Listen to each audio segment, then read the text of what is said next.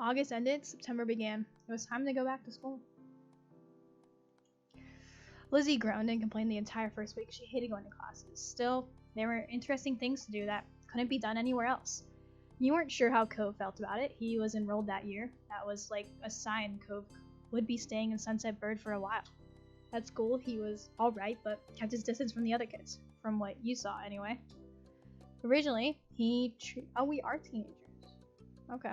Originally, he treated you like everyone else, passing by as if you didn't know each other. But as the years went on, the two of you acknowledged each other more and more.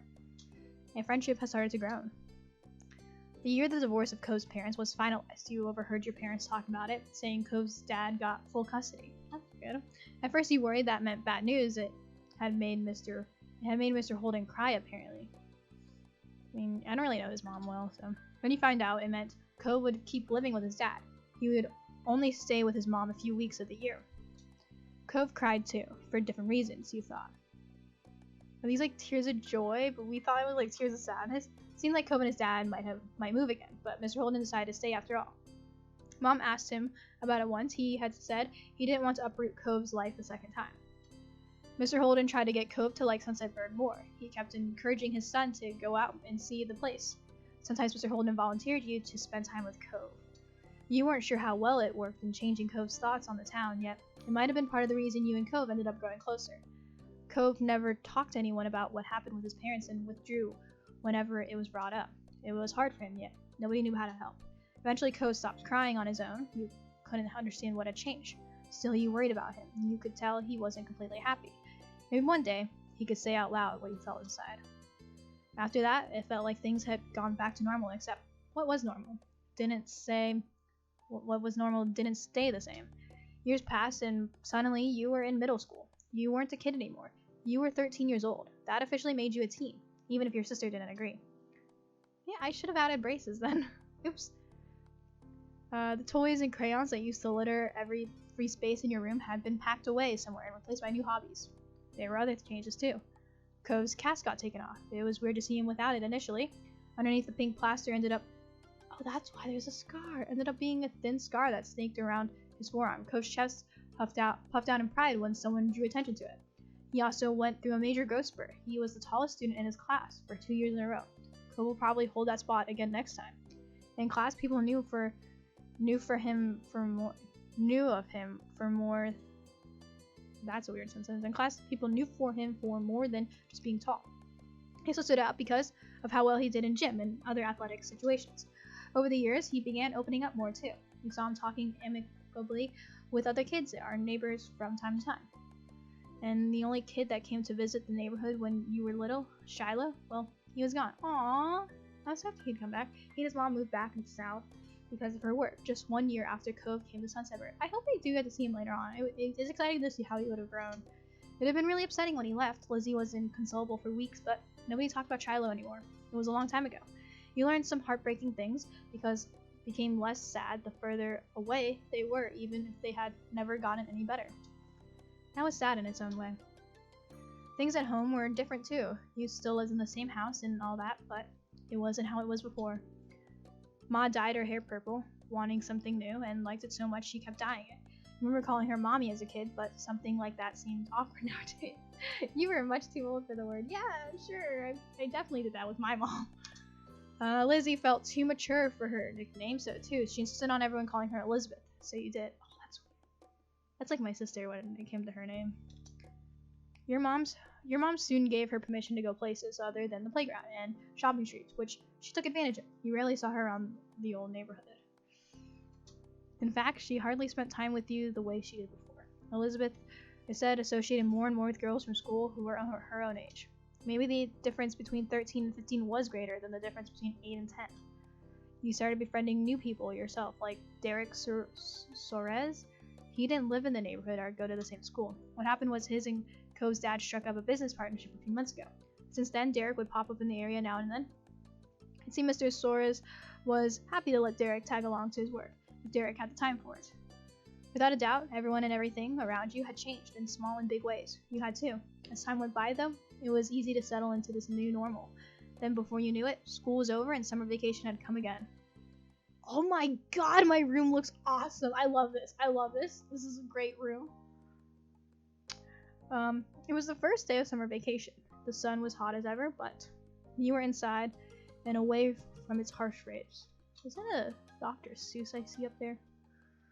To be more specific, you were snuggled up in bed, celebrating your time off by sleeping in. Wide awake, about to head out to enjoy your... I'd definitely be sleeping in. It was hot, but you still had the blanket up over your head to block out the sun. You didn't want it intruding on your lazy morning. Unfortunately, you hadn't prepared for an intrusion. From beneath the blanket, you heard the door creak open. Oh my god, it's so weird. I love this though. I love seeing stuff like that. Oh, how does she sound? Because like I gave them like kid voices. Hopefully I'll just hear the voice actress say something though. You're still sleeping? Wow, get up. Go away. You pretend to be asleep. You got up, started to fake snores loudly. Morning. I'd probably pretend to be asleep. I pretended so many times. Like when I've been like, I want to sleep and someone walks in telling me to wake up, I pretend to sleep. You stayed wrapped up in your blanket, not moving an inch with your eyes closed peacefully. By the impatient tapping of her foot, you could tell she hadn't left. Come on, I know you heard me. Get up now. I will come over there. So much for a lazy morning. Mom told me to tell you that your friend's at the door. He brought some happy summer gift from Mr. Holden. Mom wants you to take it from him. Say thanks or whatever. So come down already. Be right there. Okay, fine. Really? That's great. I'm coming. I'll be there when I'm there. Okay, fine. Elizabeth said nothing else and left, having done what was instructed of her. You rolled out of bed, stretching your arms up high and yawning. Time to get ready. You sat yourself in front of the mirror in the far corner of your room. Your reflection hardly even fit in the frame. You're very tall. Your reflection went over the whole length of the mirror. You're pretty tall. Your reflection fit comfortably in the frame. You're average height. There was a lot of open... You're pretty short. You had trouble getting your reflection to appear in the mounted mirror frame. You're very short. We'll go with this one. You could relate to Derek and how it felt to be smaller than people thought you ought to be. Your shortness seemed even more drastic when compared to Cove, who was unusually tall. You liked your height. You weren't sure how to feel about it. You were kind of self-conscious over it. For me, when it came to my height, I always felt like people always told me I should kind of feel bad for being small, but I kind of liked it. I felt like it just meant I was very cute, you know? I liked it. You liked your height. It suited you well in your mind. Then you put the finishing touches on your outfit while ruminating on the situation, careless as they had been. Elizabeth's words piqued your curiosity. You planned on going over to see what Cove was up to, so this worked in your favor. Your reflection grinned back at you. You were looking forward to seeing him. You left your room, taking an easy time down the stairs. Step 2. Second chance. Maybe I should have put it to have a crush on him. You spotted Mom first, reclining on the couch. She held a magazine in her hands, which she was perusing through. Morning, Mom.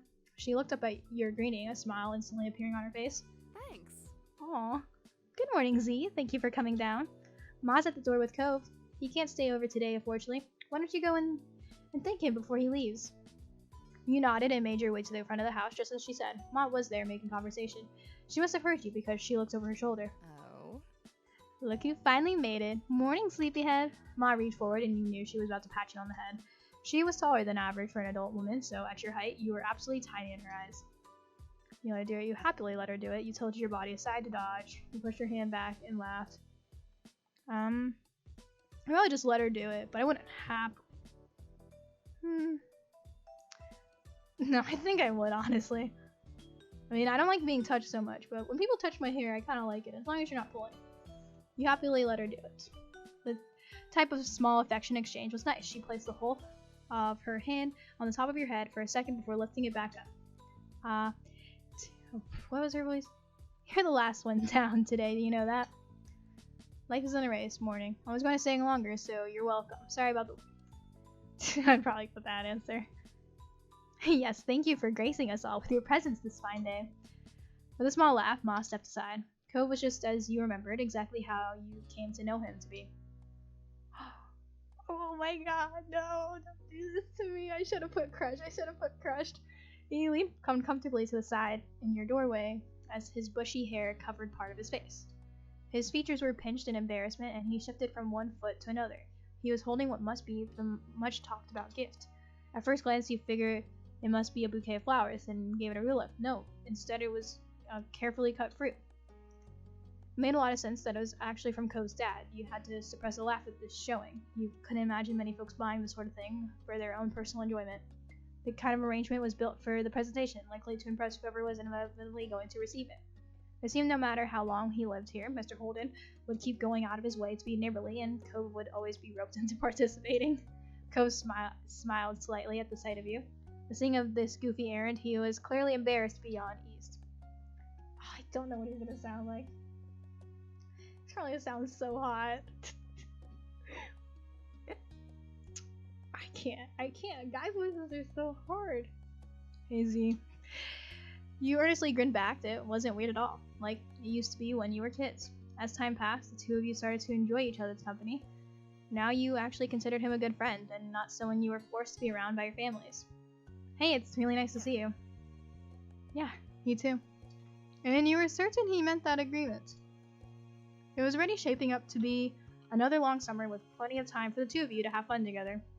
His awkwardness over the task started to creep back in, so Cove nudged the gift closer to you. He was ready to be relieved of it. And with that, the gift was accepted. Oh, he's so handsome. Why'd they do that? Why are they gonna do that? I hope you and your family like this. It's a pretty good gift, I think so anyway. He smiled earnestly.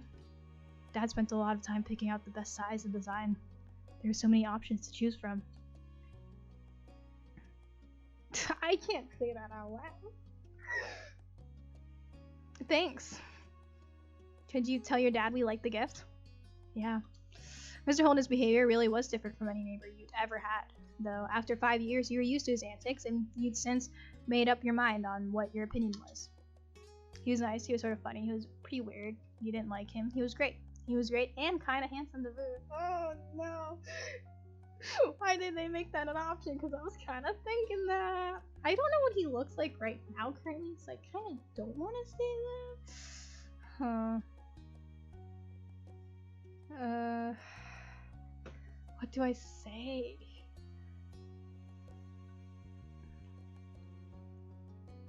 Definitely not that one. He was sort of funny.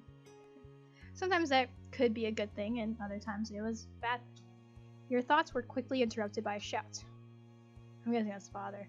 There you are! You shared a confused look with Cove as both of you stepped through the open door in the neighborhood street. It didn't take long to locate the source of the noise. You spotted Derek just a few yards down the road. He ran up to you.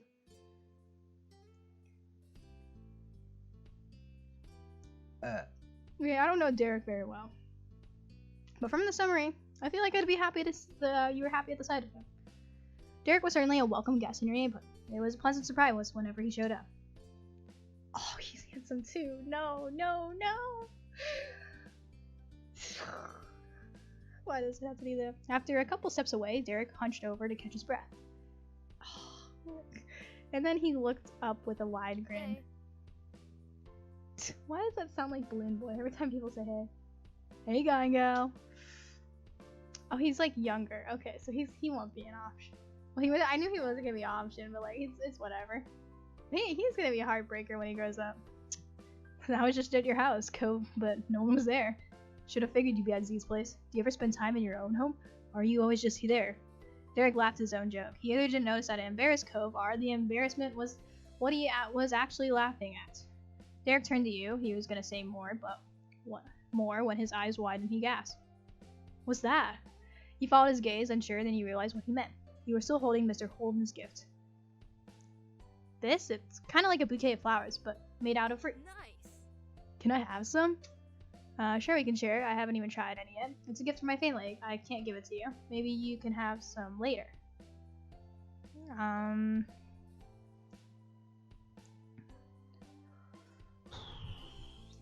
fine with the first or the last option. I'll go with the first. Sure, we can share. Derek grew more excited by the words, bouncing on the balls of his feet. Awesome. Then he nodded his head as if to clear it. Anyways, that's right. I came here because I needed to say something big. He paused, possibly for effect. There's some other kid here in Sunset Bird. Cove was as surprised as you were by the news. Such a reaction made sense. No one around your age has moved here since Cove did 5 years ago. Were they with their family? Maybe they were cutting through. Nuh-uh. The new kid was all by himself just walking. Oh my god, is that Shiloh? Tell me it's Shiloh. Did you talk to him? Nope. I came to report the sighting right away. The kid had oh? Excuse me? The kid had green hair, glasses, was pretty small and seemed really upset about something. I hope he didn't leave. You blinked slowly. You looked over to your longtime neighbor. That sounds a lot like you, Cove, when you first got here anyway. It kinda does, doesn't it? It's literally just gonna turn into it all sounding like me. Kinda does, doesn't it? That's weird. He sounded almost fond, a small smile forming on his lips. Derek snickered good-naturedly. Oh shoot. Oh no, that's not what I meant. That's not what I meant. I can see that really well, now that you say so. But what'd you say? Let's go find Cove's lookalike. We should all meet him. Sure. I'll do it. Sure, I want to see who this person is. Derek grinned, then he pointed down the street, the way he came. Last I saw him, the mystery visitor was going this direction. Nothing else needed to be said. The three of you were off with Derek leading the way.